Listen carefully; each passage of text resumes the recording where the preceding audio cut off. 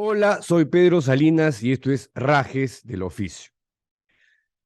Voy a pedir disculpas nuevamente porque la semana pasada no hemos grabado nada porque este servidor cayó enfermo 5 días con una infección maldita en la garganta que todavía me tiene un poquito garrasposo, digamos.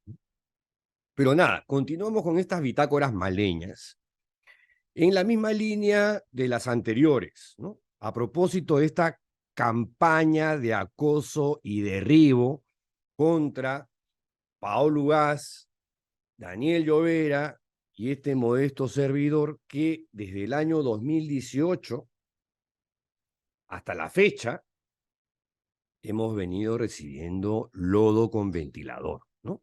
Esto comenzó con dos querellas por difamación presentadas por el arzobispo sodálite José Antonio Eguren Anselmi contra Paolo Ugaz y contra mí. Luego de que él reculara, apareció de pronto un nuevo elenco, un nuevo reparto, el elenco fake, vamos a llamarlo así. Esa historia completa la cuento en mi último libro, Sin Noticias de Dios, por cierto. Si a alguien le interesa la historia completa, le voy a contar hoy día una partecita nada más.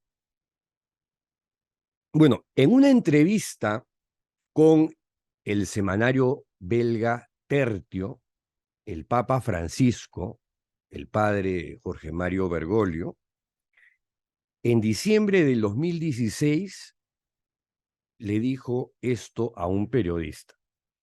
Los medios de comunicación y los periodistas que difunden fake news corren el riesgo de caer presos de la coprofilia, que es un interés anormal por la caca. Y sus lectores, a su vez, decía el Papa, corren el riesgo de coprofagia, que son ganas de comer caca, ¿no? Frase lapidaria, contundente y creo que sumamente cierta del Papa Francisco.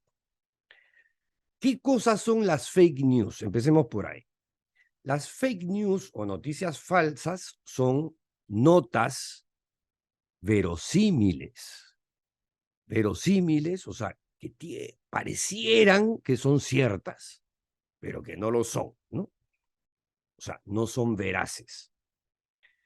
Y que se cuelan a través de algunos medios de comunicación proclives a la falta de rigor y a la maledicencia. No se crean por error, ojo, no se crean por error, sino de manera deliberada y usualmente para generar un impacto tóxico, dañino sobre personas y o instituciones.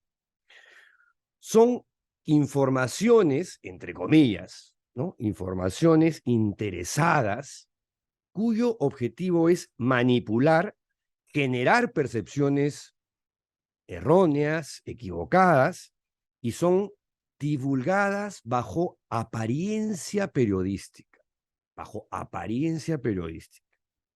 Y parte de la intención de la difusión de estos embustes, de estas mentiras, es que se viralicen. O sea, aquí no importa la verdad, lo que importa es el daño. Estamos hablando entonces de noticias fabricadas, inventadas, sacadas de contexto, distorsionadas, fraudulentas, engañosas, que son como manzanas envenenadas, ¿no? Por ponerlo de alguna forma. Y que se basan en máximas como aquella de Joseph Goebbels, el nazi de las comunicaciones de Hitler, ¿no? Con su frase, miente, miente, que algo queda, ¿no? O aquella otra de que dice, si vas a contar una mentira, cuenta una que sea bien grande para que se la crean.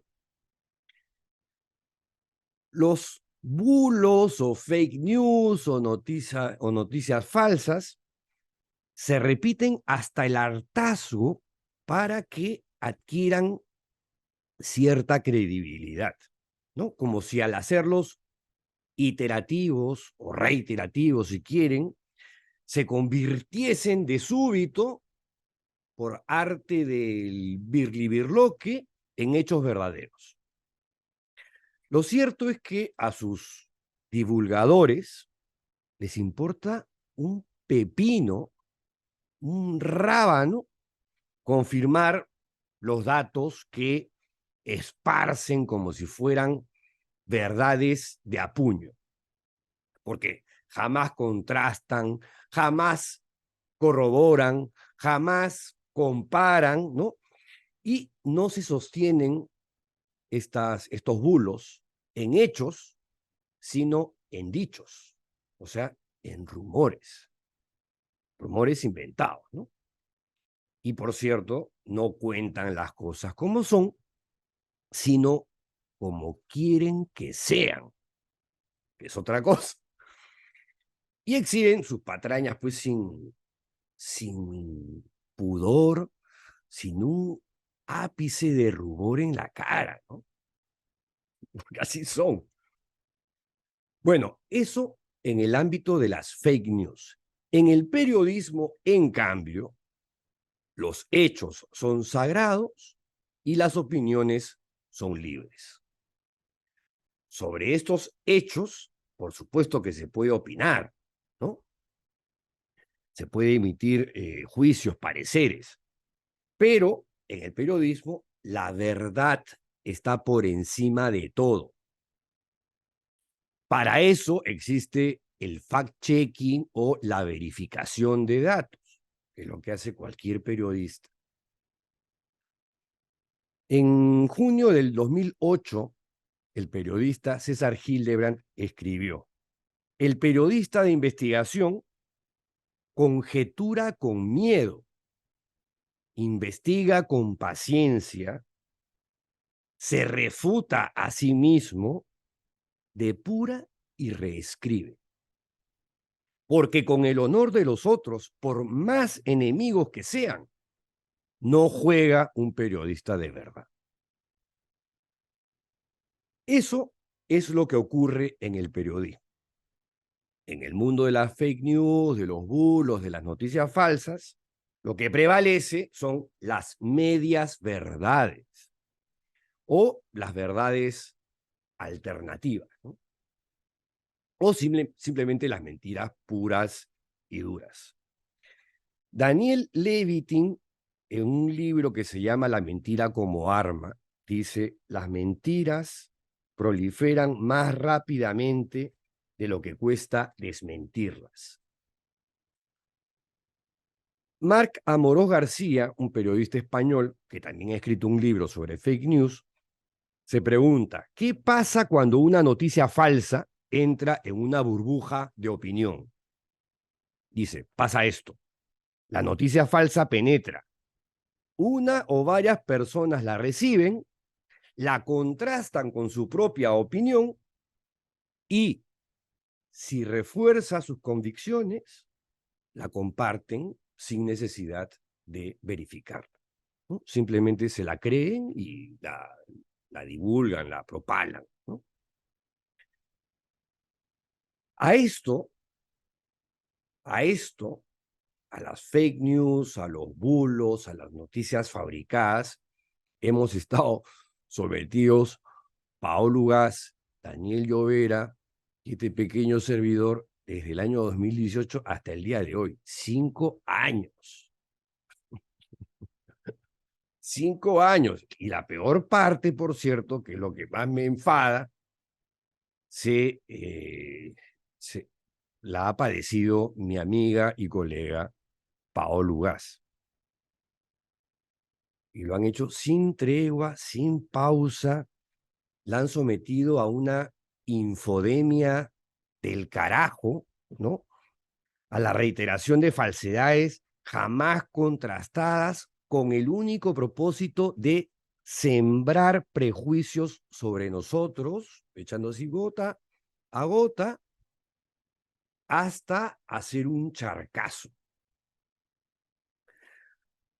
con el objetivo último de desacreditarnos, demonizarnos, minar nuestras reputaciones y sembrar, por cierto, odio contra nosotros. Porque, como dijo el genial Albert Einstein, que siempre lo tengo aquí a mi costadito para que me haga reflexionar,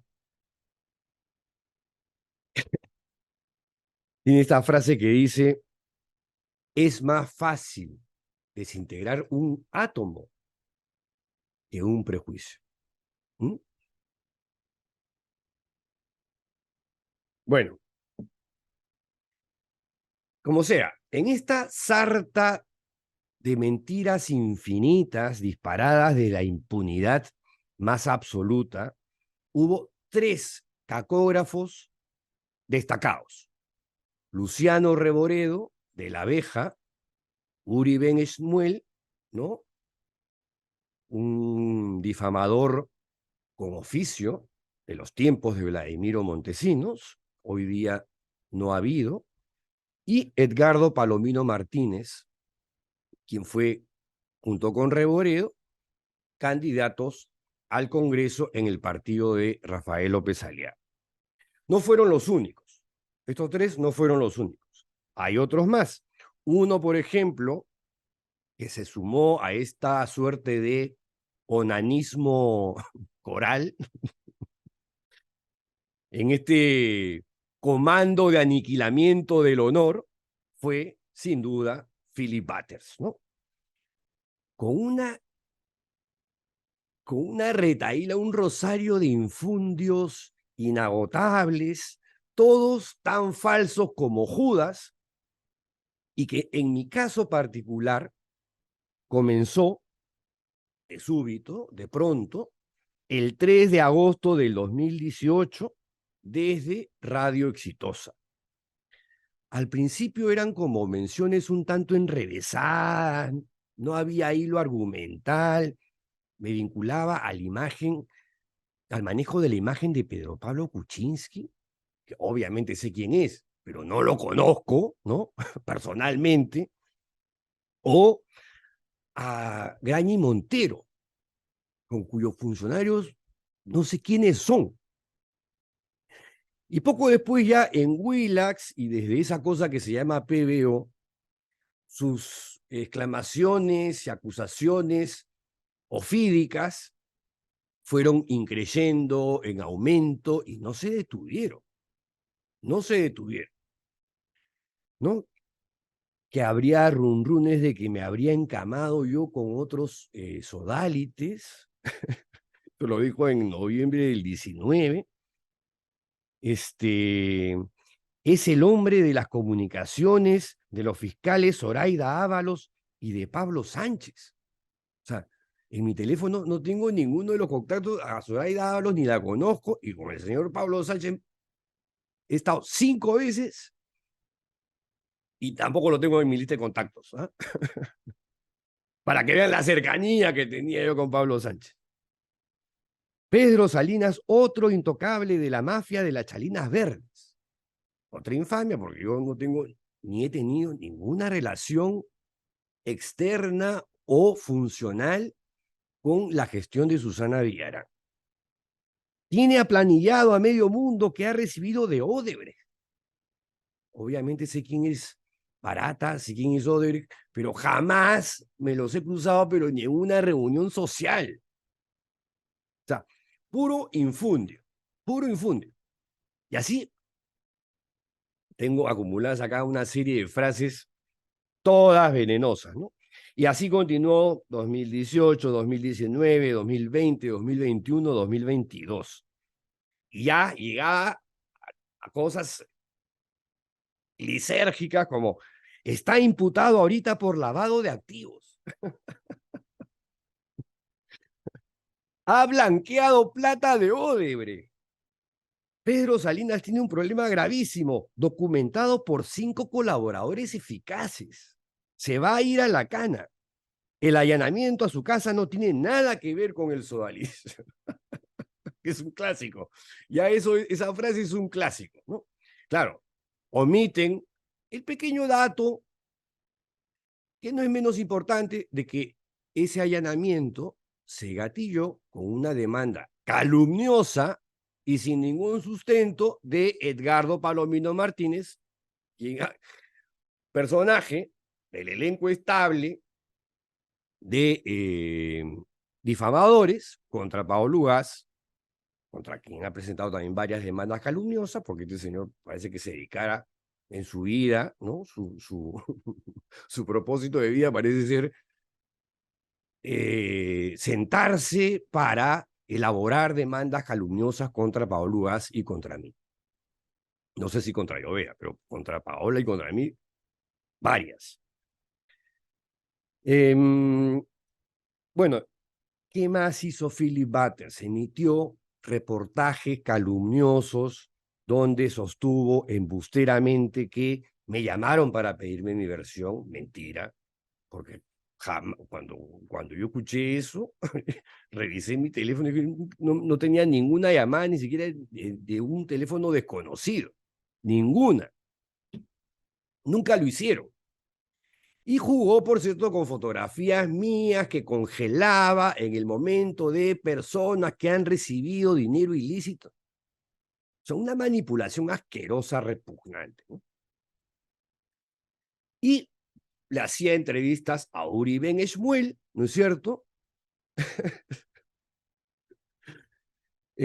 Para que despotricara de nosotros. Y luego hacía lo propio con el abogado de José Antonio Uren, que también, digamos, se prestaba a este jueguito. Y usó su columna en el diario La Razón para difamar, para denostar. Y por cierto, nada, pero nada de lo que decía o escribía como una cosa machacona, obsesiva, y a veces parecía hasta enfermiza, ¿no? Nada era cierto, nada. Pero él seguía ahí pues tratando de llamar la atención como un desaforado, ¿no? Histérico, frenético, ¿no? Como es él, ¿no?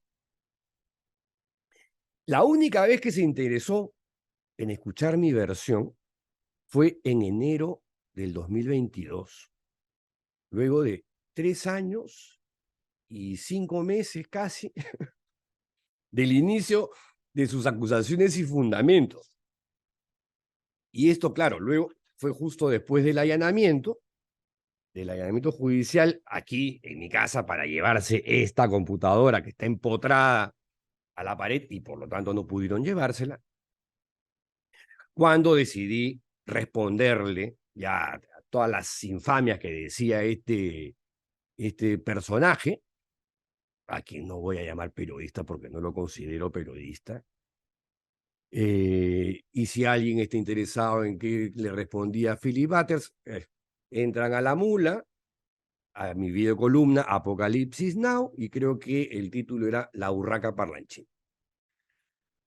Bueno, la cuestión es que después de ese incidente con Butters, en el que ya decidí responderle, me demoré un huevo, ¿no? Reconozco que ese ha sido mi error, también el error de Pau, de no prestarle atención a esta chusma mediática.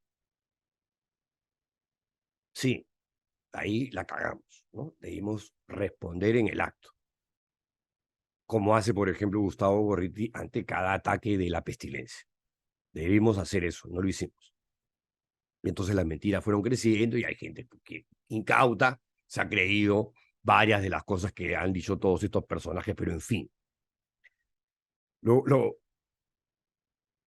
a decir lo gracioso, pero lo curioso es que después de este incidente, al día siguiente,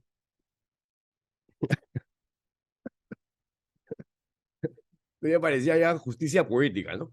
Allanaron las instalaciones de PBO porque operaban ilegalmente, eran unos piratas, ¿no? Bates, por supuesto, salió a decir, esto es un atentado contra la libertad de expresión y qué sé yo. Bueno, otro de los que se incorporó al elenco entraba y salía, ¿no? Había un elenco estable y uno que entraba y salía.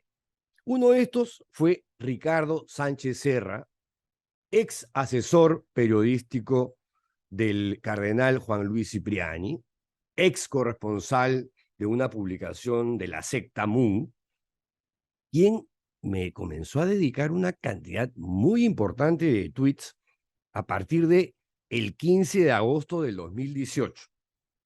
Fíjense las fechas, ¿ah? Siempre todo comenzó mediados del 2018. Qué curioso. ¿Habrá sido por la alineación de los astros, la conjunción de Júpiter con Saturno? Este señor Sánchez Serra también escribió algunos artículos publicados en La Razón, Político.p y, por cierto, en La Abeja, y repetía como cacatúa los argumentos esgrimidos durante la querella también calumniosa que nos clavó el arzobispo sodálite José Antonio Eguren a Pao y a mí, ¿no? Y cuestionaba, entre otros tantos disparates, ¿eh? Que borrajeaba por aquí y por allá. Cuestionaba a la editorial Planeta porque cómo era posible que me dejaran publicar libros que criticaban al sodalicium, los cuales consideraba él que eran ataques contra la Iglesia Católica. No es lo mismo, pues. Una cosa es el sodalicio de vida cristiana y otra cosa es la Iglesia Católica. Claramente, desde un inicio, nuestros señalamientos han sido al sodalicio de vida cristiana, a su fundador Luis Fernando Figari y a la cúpula que encubrió la cultura de abuso de esta organización, de características sectarias y hasta mafiosas. Pero bueno, otros que se incorporaron a este elenco fake fueron Ricardo Vázquez Kunze y un tal Aarón Salomón, del portal político.p y que también escribían en Expreso y La Razón, para que saquen su línea. Y también me dedicaron sendos textos a partir del 8 de agosto del 2018, por lo menos hasta el 10 de octubre del 2020. Para identificar todas estas menciones y hacer acopio de ellas, tematizarlas y ordenarlas y guardarlas en un archivo aquí en la computadora, contraté a una persona cuyo trabajo me dejó de una pieza, ¿no? Como yo no consumía y no consumo ninguno de esos medios repulsivos y repugnantes, Expreso, La Razón, Willax, PBO, todas esas cosas, no tenía la menor idea de la inagotable cantidad de cosas que habían dicho sobre nosotros. Era una cosa de locos. Además, durante intervalos extendidos y de manera sistemática. Ahora, debo confesar que no he leído ni escuchado la totalidad de las cosas que han dicho, ¿no? Por un tema ya de higiene mental. Ni lo pienso hacer tampoco.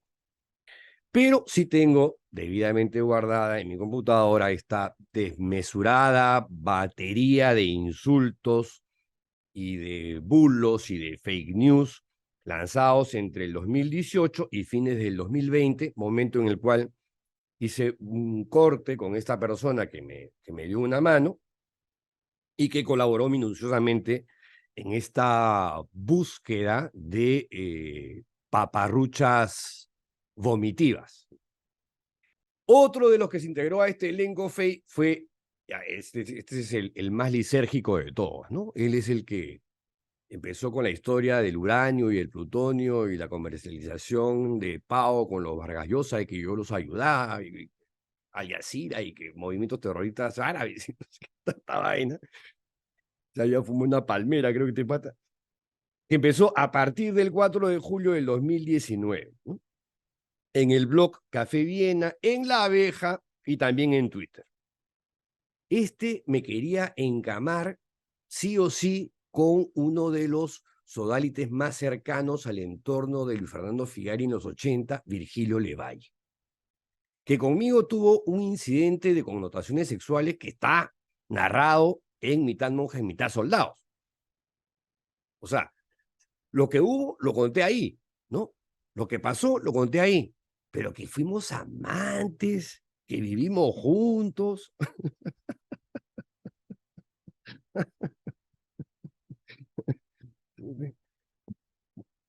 Uno de los medios, por cierto, que todo el tiempo estaba ahí rebotando estas cosas o levantando cosas contra nosotros, y era una de las constantes cajas de resonancia de este lodazal mediático que usaba portada, 4 páginas. Salió un día con una nota firmada por Plinio Esquinarila, asociado a la prensa chicha de los tiempos de Vladimiro Montesinos, que tituló Las garras de Soros en el Perú. Portada y 4 páginas. Y nos mencionaba a Pao y a mí como parte de una conspiración internacional liderada por Soros, por cierto, no faltaba más, para acabar con la religión católica en el Perú. Por Dios. Supuestamente influenciados o financiados por los magnates del metacapitalismo y de sus ONG satélites. Esto lo publicaron el 26 de noviembre del 2020. Y voy a hacer el corte acá porque tampoco los quiero cansar, agobiar y extenuar con estas cosas, pero no me voy a callar.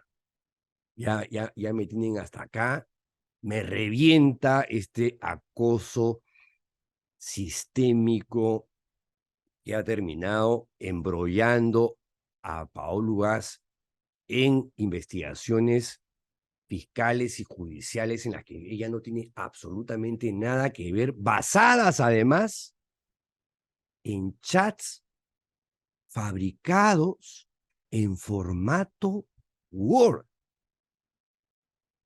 Porque, y además es la misma denuncia que la ponen bajo la categoría de, por decirle, colusión no sé qué, no sé cuantitos por acá, enriquecimiento ilícito la última, ¿no? Y las van admitiendo y van jugando como si fuera una ruleta, ¿no? Para ver cuál entra. Y así han logrado meter a Paola en un embrollo que evidentemente ella encara y enfrenta diciendo que esto lo va a pechar con más periodismo y más calidad en su investigación. Pero claro, lo cierto es que el libro que ella está escribiendo y ya estaba terminando, no lo puede terminar porque esto quita tiempo, plata, desgaste emocionalmente, hay que prepararse, reuniones con abogados, o sea, sí logran de alguna manera su objetivo. Y como están las cosas, ¿no? Con esta cosa fujicerronista, donde se han unido los extremos de la derecha y de la izquierda para joder y debilitar al periodismo independiente, criminalizando opiniones, instrumentalizando la justicia para arrinconar y tratar de amedrentar a los periodistas incómodos. Esto presumo que no se va a detener, pero tampoco nos vamos a callar. Hasta la próxima videocolumna. ¡Chao!